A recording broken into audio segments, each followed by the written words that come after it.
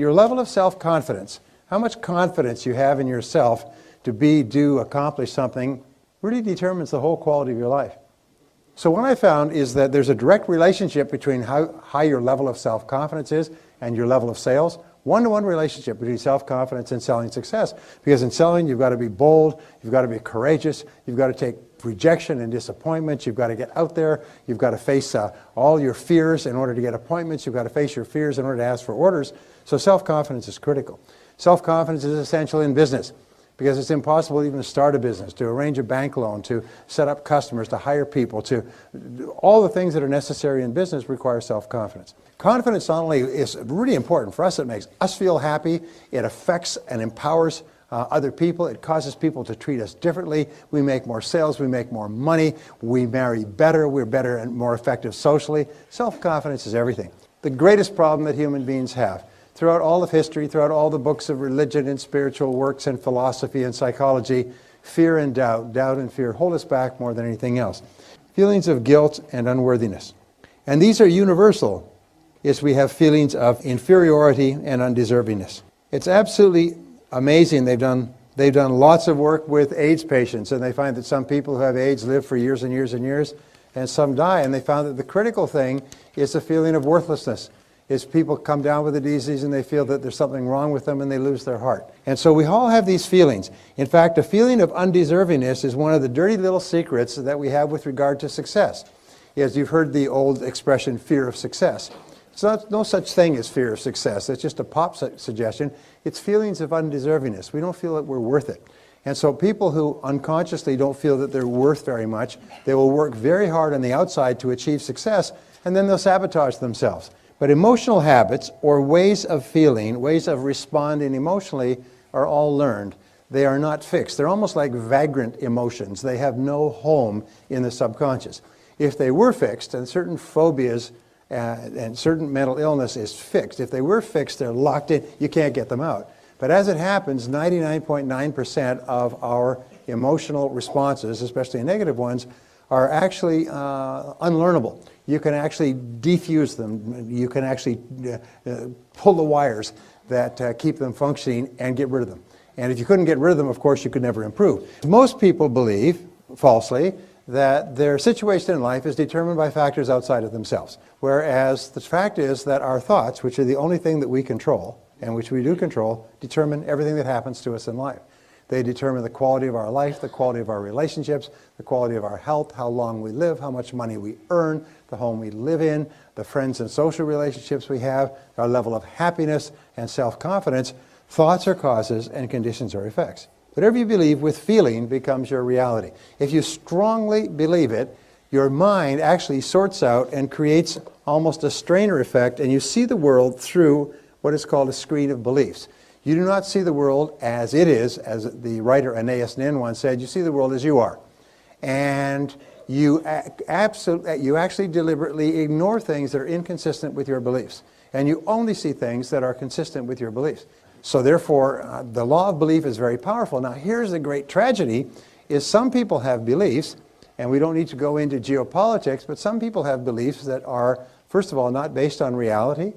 They are based on completely false information, which they're passionately attached to, and which are life-destroying as opposed to life-enhancing. So if you could buy one belief, the belief is this, is that you are destined to be a big success, that you have incredible potential, that you're surrounded by incredible opportunities, and that you're going to be a huge success in life, and everything that's happened up to now is part of your preparation. So challenge your self-limiting beliefs. Don't ever say, I can't do that, or I'm not good at that, or something else. No, wait and say, wait, what if that's totally false? What if deep down inside you, you have the ability to be extraordinary at something that's important to you? Whether it's skiing or skydiving or mathematics or selling or earning money or running a business. You probably have more ability than you can dream of. But don't sell yourself short. And the more powerful the emotion, the faster it comes into action. Now the interesting thing is all these laws are neutral. If you believe negative things, then that's what you will see, that's what you'll perceive, that's what you'll experience. If you expect negative things to happen, that's what will happen as well. So don't talk about things you don't want, because your mind is so powerful. It's this powerful engine that is sending out vibrations and attracting into your life people and circumstances in harmony with the things you're saying and the thoughts that you're thinking. And the great enemy of human success is the comfort zone. In this comfort zone, you're comfortable. Now, you may not be happy with the amount that you're earning, but you just become comfortable with that amount. The only way that you can increase your income is to change your self-concept in relationship to income. And what we know is that your overall self-concept is determined by your self-concept in all the areas of your life that you consider important. How much you like yourself is the measure of your self-esteem. How much you like yourself is whenever your self-esteem, your self-image, your personal performance is consistent with your self-ideal, the person that you would most like to be, your self-esteem goes up. Whenever you do anything that is consistent with the best person you could be, you feel happy, you feel proud, you have greater self-respect, you have more energy. Whenever you do something that's not like you blow up, you get mad, you swear, you do something that, that's not consistent with the best person you could be, your self-esteem takes a hit. But when you start to act in a way consistent with the best that you know, your self-esteem goes up. That the most powerful words you'll ever learn are the words, I like myself. I like myself. I like myself. Whenever you say the words, I like myself, your overall self-concept goes up. Your self-image improves and your self-ideal clarifies. And as your self-image, as your self-concept goes up, your performance and your behavior in every part of your life goes up as well. The idea of liking yourself is the purest and most positive statement you can give from your conscious mind to your subconscious mind, because it's like mummy's kisses, it makes everything okay. It takes all the pain away. It's impossible to like yourself and feel negative. It's impossible to like yourself and be angry. It's impossible to like yourself and be worried. And your mind can only hold one thought at a time, positive or negative. So if you keep repeating, I like myself, I like myself, I like myself, I like myself, I like myself, what happens is eventually it becomes a habit of thinking. You wake up in the morning and say, I like myself. Throughout the day you say, I like myself. Somebody's rude or difficult to you, you say, it doesn't bother me, I like myself. And you act like it. Now initially, it'll be like getting fit, your muscles will be stiff, your emotional muscles will be stiff. But after a while, it starts to become automatic. And whenever you have any kind of negative event, you can immediately zap it by saying, oh, wait a minute, I like myself. Positive habit patterns are joy, love, spontaneous humor, happiness, compassion, and so on. But negative emotions are the greatest enemy of all. We can only improve our lives to the degree to which we free ourselves from our negative emotions. And the good news is that no child is born with any negative emotions. All negative emotions are learned from infancy onward. And that's a good thing, because if it was not true, then we could not get rid of them. Because if it was part, like our eye color or our hair color or our height, we couldn't get rid of it. But it's not genetic, it's not fixed, it's learned, and it is therefore relearnable or unlearnable. You can, in other words, just reach in and short circuit the negative emotion circuits which we've learned. All negative emotions require, for their survival, blame. If you stop blaming, you stop the negative emotion. Your ability to respond in an effective way is the critical measure of how much you've become as a human being. In other words, if you can respond effectively to crises, problems, upsets, which may not be legally your fault, if you can respond positively and effectively, it means that you've come a long way. It means you've become one of the best developed human beings on our planet. Because average human beings fall apart, get angry, blow up, go into chaos, throw fits, have tears, threaten to sue, and pour the drink down their throat and everything else when they have a reversal. But not top people. Top people say, stay calm here. What's happened? Let's look at it. What do we do now? What's our next action, and so on. So by saying I am responsible, whenever you feel something angry, you neutralize the negative emotion. If you keep repeating the words I am responsible over and over again, pretty soon they become an automatic mantra. Something happens, you start to become angry, you instantly say, wait a minute, I'm responsible.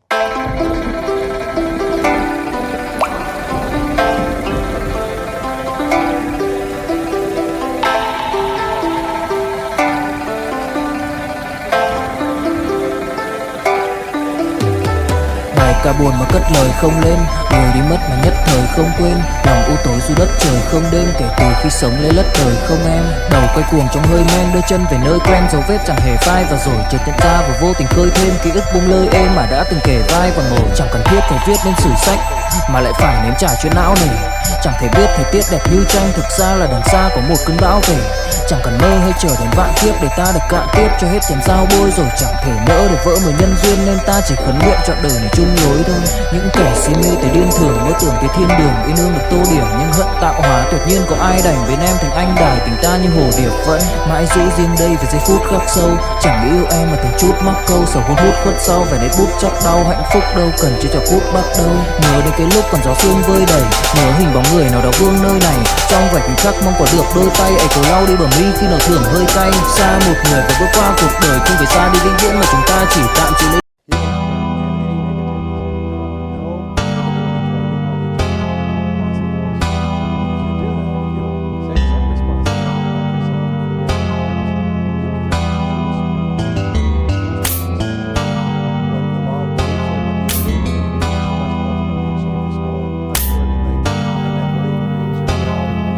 Em đến nhẹ nhàng như cách em đi qua, cái khẳng lãng mạn như thi ca khiến anh chẳng nhớ được gì cả, chỉ chút vừa vã anh ghi và em. Anh không biết được là đôi mình còn gần bên nhau bao lâu nữa. Nhiều lúc anh nghĩ hay thôi mình có lẽ là đừng yêu nhau nữa, vì cãi vã nhiều quá anh mệt lắm, chia tay nhiều quá anh mệt lắm. Tất cả ở em đều mệt lắm, nhưng rồi thời gian cũng hết năm. Em thì vẫn ở đó, vẫn nắm chặt tay, vẫn kể môi sát môi. Anh thì vẫn như vậy, vẫn nghệ sĩ nghèo chỉ có lời hát thôi. Em à, người ta mất nhau trong 2 tuần và ta xa nhau cũng 2 lần. Anh không có phải thằng khờ cũng biết trái tim đâu đó đã phai dần. Phải cần một sự liều lĩnh để thấy mình còn luyến thương nữa không. Mình sống với nhau như vợ chồng, những tình thế này thì chưa giống. Bài nhạc anh viết vẫn chưa xong, liệu rằng ngày đó có Khi say anh thường hay nhắc về em, mong khỏa lấp những u tối. Khoảnh khắc về đêm nghe lại bài ca ngày xưa cũ, ta hát về nhau nhớ những giấc mơ ta từng ước.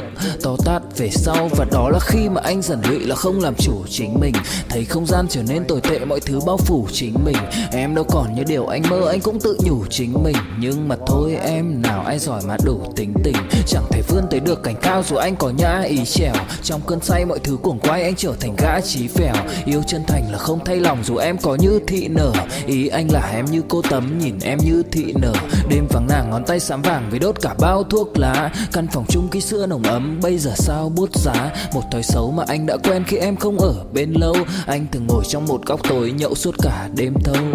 Em mang con tim anh đi đâu, khiến anh mù quáng vẫn cố sáng mỗi khi đau. Em mang con tim anh đi đâu, điều gì choáng váng để xứng đáng ướt mi nhau. Em mang con tim anh đi đâu, khiến anh mù